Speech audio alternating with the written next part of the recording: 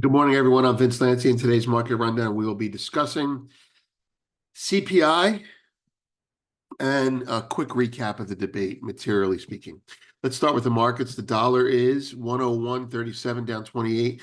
10-year yields are 362, down almost 2. SP 500 is 54.82, down 9. VIX is 1938, up 31. Gold is up 5 and change.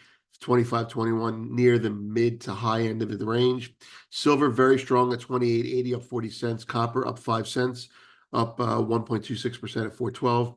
Gold, silver down, as you would expect, strongly or weakly. WTI 67.76, up over $1. Natural gas 216, flat to lower. Bitcoin 56 and change, down 965. Ethereum 2320, down 66. Palladium down 2 at 974, and platinum up 2 at 939. Grains are all up rather uniformly. 1023 for soy, 394 for corn, and 580 for wheat, up 9 cents, 2.5 cents, and 4.7 cents, respectively, all about 75 to 85 basis points higher on the day. Okay, let's start with CPI. So the stories today are CPI prep is at 8:30. It's a possible tiebreaker, and we have some debate. Bottom line stuff here for you. No editorial comments.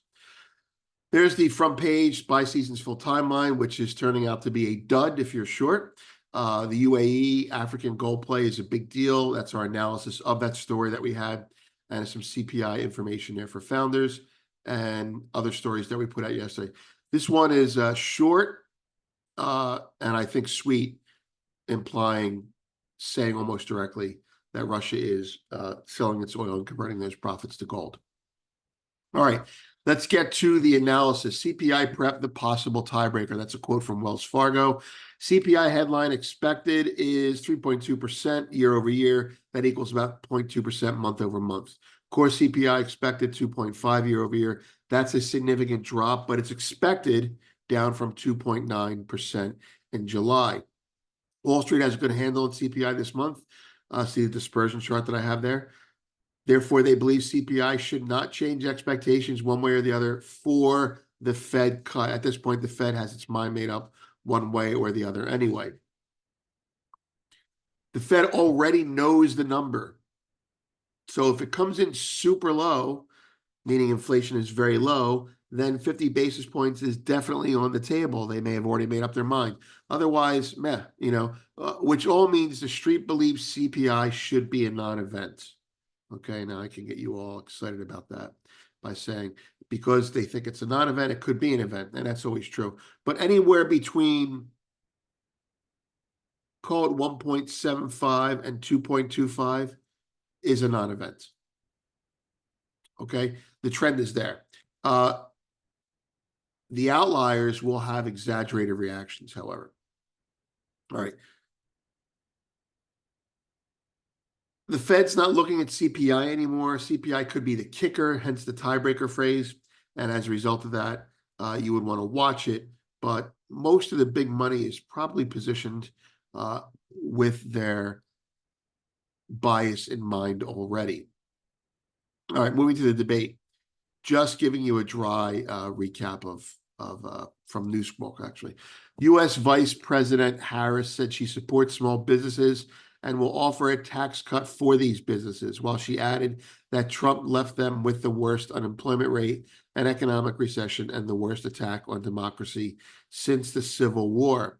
Harris said that Trump got them into economic wars and that he thanked the Chinese president, but is attacking him today. Furthermore, she said Trump favors campaigning on issues instead of solving them, and that 81 million Americans fired Trump, which is hard for him to realize. Former President Trump reiterated that millions of migrants are pouring into the country illegally and taking our jobs before our eyes, which he added the economy is terrible economically because of inflation, which is devastating to the middle American class. Trump also commented that the Biden administration only gained bounce-back jobs, as well as stated that Harris doesn't have an economic plan and copied Biden's plan, which, by the way, all right, I'll make an editorial comment. this is what you say if you're a politician. And by the way, everything that Trump did economically, Biden extended. The message wasn't the problem for Trump. They just didn't like the messenger. Uh, on Trump's side, well, I mean, he oversaw the beginning of the inflation. You can't really say he's immune from it. But anyway, uh, they're coming for me. All right, that's it. That's it. Which means the data, CPI, PPI tomorrow, and there's some analysis for you, all that other stuff up there on CPI continues at the bottom. Let's take a quick look at the markets and we'll go. I wrote a note to myself here. If gold holds 2482, then silver should move on its own to 31. Sometimes I forget why I write things, but I remember why I wrote this one. And that's because daily. This is the 2482 level. This is that ledge that I've been waiting for it to break, basically this line from the top here. And if this level holds, then I think silver catches up and goes to 31. I have other analysis to that effect. But you'll notice, if you look at the chart today, you'll notice that just don't look at gold for a second, right? Copper, silver, oil are all up. Okay, today, everyone's looking at commodities at being undervalued, industrial commodities. So today, maybe people aren't so worried about China. Maybe people aren't so worried about, because China is where the commodity demand is.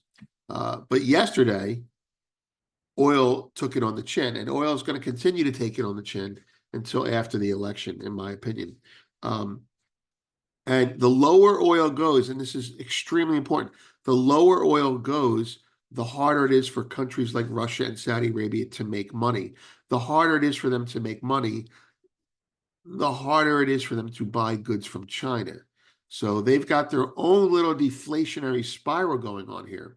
If Russia can't make money, then they can't buy China goods. If China can't sell China goods, then China's manufacturing becomes, in fact, excess and languishing, for lack of a better word. So if you believe that China is going to go into a deflationary risk if we keep rates higher, then you don't want to be long base metals and you don't want to be long oil. If you believe, as I do, that if the Fed does not cut 50 basis points, this is the chess part.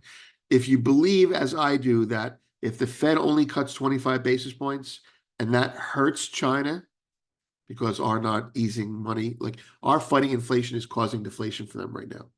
I think that they're going to look towards stimulus once again. And that stimulus will get their economy going a lot faster and a lot stronger. So anyway, there are the markets. Oh, one other thing I want to say about gold here.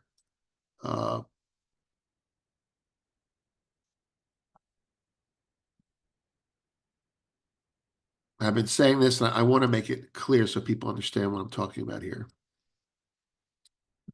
Oh, let's get rid of the lines for a second. This is a big, big, big important seller who said to the market, do not go past me. Okay, Gandalf. And the market respected that. It may have retested it.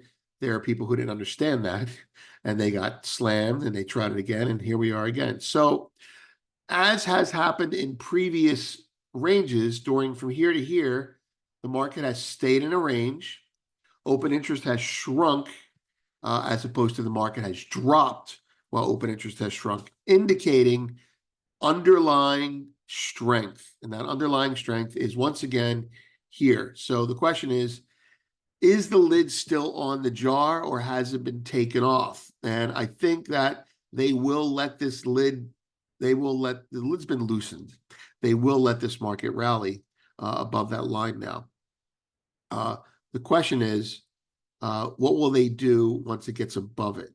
Okay, right? The forces that be. But the truth of the matter is, this market is doing what it's been doing for months. Okay, cap it, range. This is all the buying by bullion banks and central banks. Cap it, range, buying by bullion. Look, cap it, rounding bottom, cap it, rounding bottom, cap it, rounding bottom, cap it, rounding bottom, cap it. Wait, cap it, flatline. It's getting stronger every time it's capped. So, sell season aside, I always talk about that. You got the BRICS and you got the election coming up. I do not think I'm increasingly very skeptical of the forces of sell season. Anyway, that's it. This market has multiple big buyers in it. Down here it was central banks. In here was macro discretionary and sovereign funds. In here, I think this is bullion banks, as well as macro discretionary specking for the election. Be careful of the election spec as well. All right. Vince, have a great day. There we go. We're testing it right now. We're testing it high right now.